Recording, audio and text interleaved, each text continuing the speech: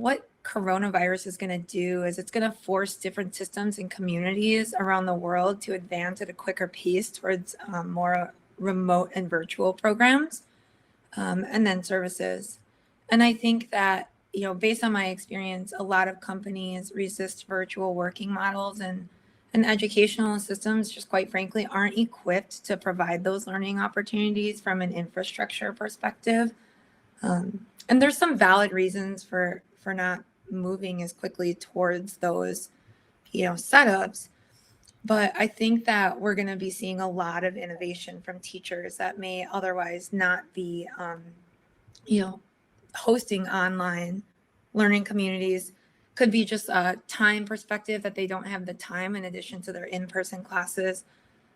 But I think we're seeing a lot of teachers try to learn tools like YouTube Live, Facebook Live, hosting, very informal tutoring sessions. The extreme downside, I think, of coronavirus is that we're going to see a lot of social stratification coming out of this. It's going to be glaringly obvious who has the tools and the resources to be able to innovate this quickly. And there's, of course, a large population of students outside of teachers in the schools that are serving those students that just aren't going to have the technology resources to participate. What do you think might be some solutions? Do you see any hope as these new technologies are being made available? Because you're right, there is a whole bunch of students who maybe don't have the technology, they don't have the Wi-Fi access. There is a whole bunch of limitations there.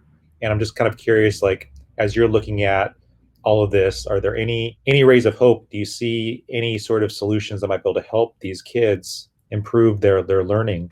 That's a good question. I think in the future, after our communities are able to stabilize from coronavirus, we might see more technology donations popping up from companies and organizations that can afford to do that.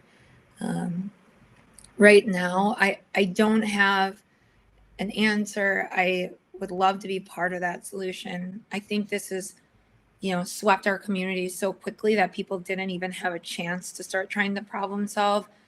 In an ideal world, we'd have libraries and we'd encourage kids to use libraries. Schools would have rental programs or things like that. You'd be able to have group learning, but with the social distancing in place and a lot of states adopting shelter-in-place initiatives and orders, in the short term, I think it's going to be hard to see a solution to that problem. Thank you so much for checking out this clip from the DataTalk podcast. To watch the full episode, you can either go to the Experian blog. The URL is experian.com/DataTalk, or you can click on the link, which is found in the description of this video.